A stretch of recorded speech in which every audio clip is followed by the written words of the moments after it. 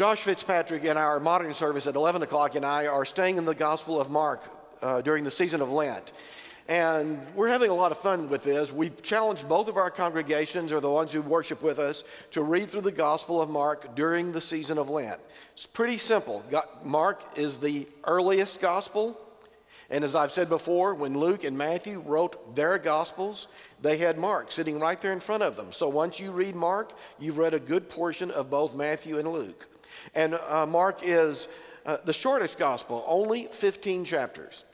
When you read through the first chapter of Mark, it takes about 5 chapters to get to Matthew, and I'm going to kind of demonstrate that today because I'm reading about the calling of the disciples, but we're going to go back and pick up the baptism and the wilderness experience just to show you how dense and compact that is. So this is kind of like the Cliff Notes. Read the Cliff Notes first, and then you'll be more comfortable reading Luke and Matthew and then John, which is a bit more challenging. So I've been teaching some, and as I've said, there are 4 Gospels. They're not really biographies of Jesus: Matthew, Mark, Luke, and John. That's not exactly right, but it's okay to think of them that way. They're the stories of Jesus. And Leah Young, I mentioned this the other day, Leah Young, one of our members, sent me a cartoon that was, I thought, relevant. You may not be able to read this, but this is Jesus teaching his followers, and he says, okay, everyone, listen carefully. I don't want to end up with 4 different versions of this. But that's what happened, and so we have to deal with it. So this morning, and again, we hope you'll read through Mark, maybe a chapter a day or half a chapter a day. You've got plenty of time in the season of Lent. Today we're going to start with the first chapter, verse 9, and you'll see how much territory and time Mark covers in just this first chapter. In those days, Jesus came from Nazareth of Galilee and was baptized by John in the Jordan. And just as he was coming up out of the water, he saw the heavens torn apart and the Spirit descending like a dove upon him. And a voice came from heaven saying, "You are my Son, the beloved. With you I am well pleased." And the Spirit immediately drove him out into the wilderness. He was in the wilderness 40 days, tempted by Satan, and he was with the wild beasts, and the angels waited on him. Now after John the Baptist was arrested, Jesus came to Galilee, proclaiming the good news of God, and saying, "The time is fulfilled, and the kingdom of God has come near. Repent and believe in the good news." And now this next section, the calling of the disciples, and when you turn to Matthew, you'll see it almost word for word the same, because Matthew borrowed it from Mark. As Jesus passed along the Sea of Galilee, he saw Simon and his brother Andrew casting a net into the sea, for they were fishermen. And Jesus said to them, "Follow me, and I will make you fish for people." And immediately they left their nets and followed him. And he went a little farther, and he saw James, son of Zebedee, and his brother John, who were in their boat mending the nets. And immediately he called them as well, and they left their father Zebedee in the boat with the hired men, and they followed Jesus. This is the word of the Lord. Thanks be to God. We have a very bright high school senior in our church by the name of Corinne Drum. She called the other day and made an appointment with Denise and me, and we didn't know what it was about, said that it had to do something to do with a school project. She met with us, and it was a research project that she was doing in one of her classes. And the question was this: if you are a member of a church or a professing member of a faith, do you have to agree with every single thing, all the doctrines and everybody else? Do you have to agree 100% in order to be a member of that church or that faith? And it was interesting because when she asked the question, she said she had classmates that said, yes, absolutely. But Denise and I were pretty clear. This was my answer. I said, I hope not. Because if you buy a book on the history of Christianity and read the story of the church for the last 2,000 years, what you will discover basically is 2,000 years of disagreement. 2,000 years of the church fighting and splitting over doctrines and other things about which they disagree. So let me just review that real quickly. Some of you may not realize that the Church of Jesus Christ actually started out not as a church, but as a little group of people sitting back in the corner of the synagogue. It would be what you might call a Jewish sect.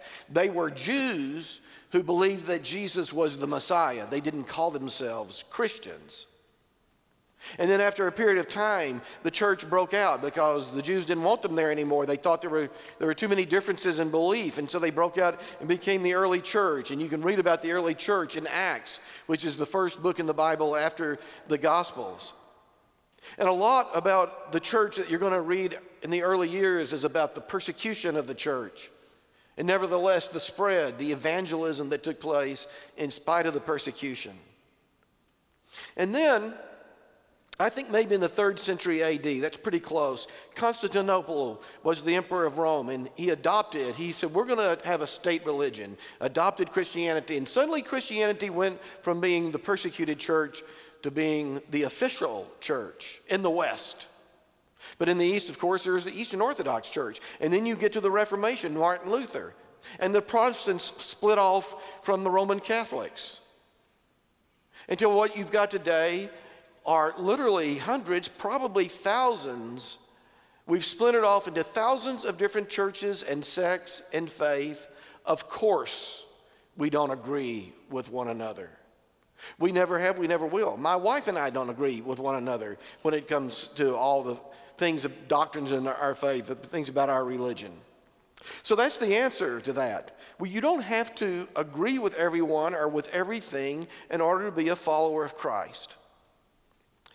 But that leaves this question. What then does it mean to be a Christian?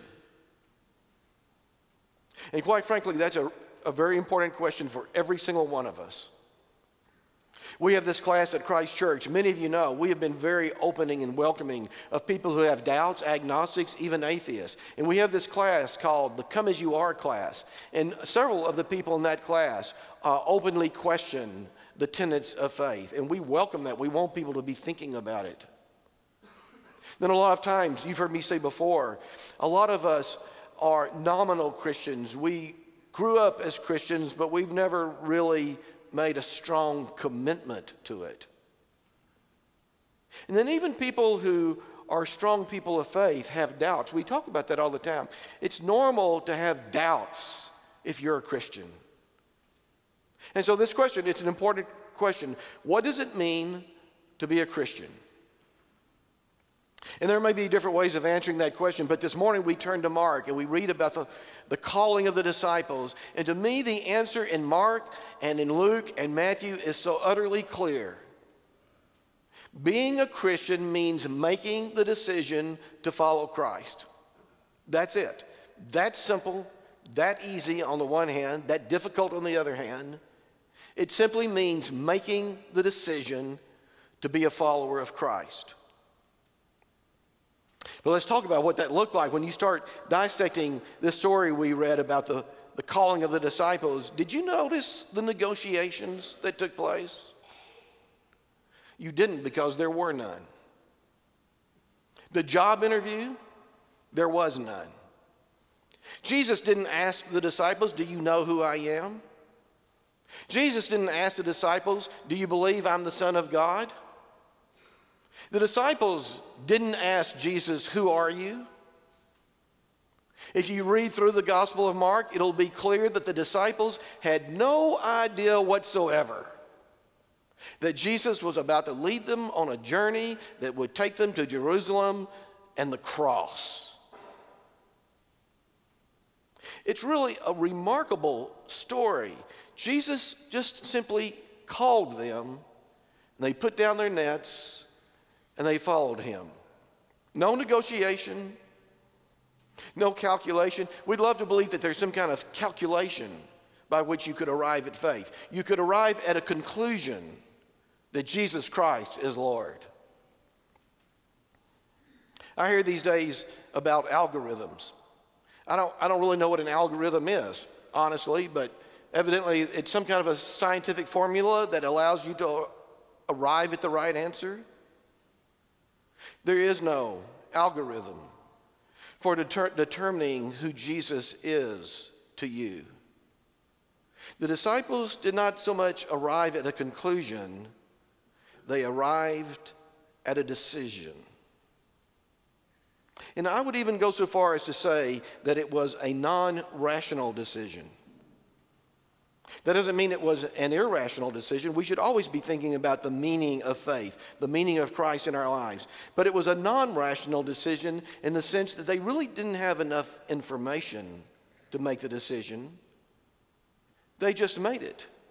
They decided to follow Jesus because somehow they understood that this man knew more about life and more about God than anyone they would ever meet. I was thinking about this after the early service. I thought in some ways the decision to follow Christ is kind of like the decision you make to love your children or your nephews and your nieces. I mean, if someone were to ask you to describe why it is that you love your children or your grandchildren or your nephews and nieces, what would you say? You know, you might say, well, because they're just adorable. But then you'd have to think about that for a while, wouldn't you? And that answer doesn't really work. The truth of the matter is that our love for our children and our grandchildren began the moment we laid eyes on them and had a relationship with them. And from that moment on, we were hooked. We had no choice but to love them. I think that's what happened with Jesus and the disciples.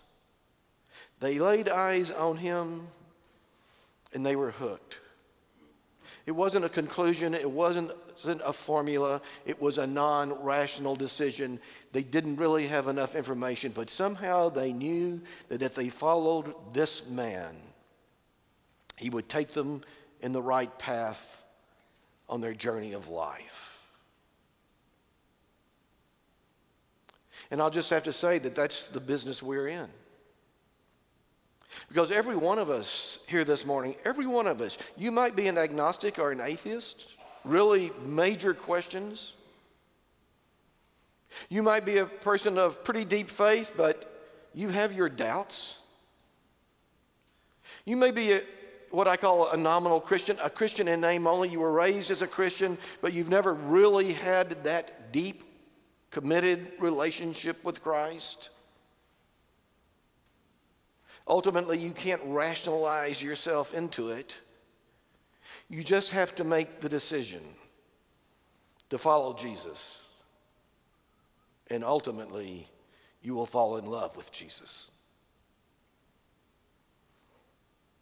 I was on our Princeton campus a couple of weeks ago. Clay Horton is such a wonderful preacher, and he had a great sermon that day. And he told a story I won't ever forget. He said he was in a coffee shop one day. He had his computer. He was doing some work on the computer, the Wi-Fi, and husband and wife came in. They sat down in the booth next to him, and they started talking. And they evidently picked up a conversation they had been having, which was whether or not to pass on Christianity to their children. And it was the mother who was doing most of the talking here. She was wondering out loud. I'm just not sure. She was certainly leaning in the direction of, I don't think we should pass on Christianity to our children. And Clay said, you know, I started thinking about that, and there are some things we obviously don't want to pass on to our children. If you're a smoker, you may enjoy your cigarettes or your cigars, but it's not something you want to pass on to your children. If you overindulge, if you eat too much or drink too much, it's just not something you want to pass on to your children. On the other hand, there are things we definitely want to pass on to our children. We want to teach our children good values, and we want to teach them how to be honest. We want to teach them how to work hard and play fair. So you can go down those lists of things that we want to teach them and things that we don't want to pass on to them. And Clay said, I sat there and I thought, she was comparing Christianity to smoking. Why would we want to pass on Christianity to our children.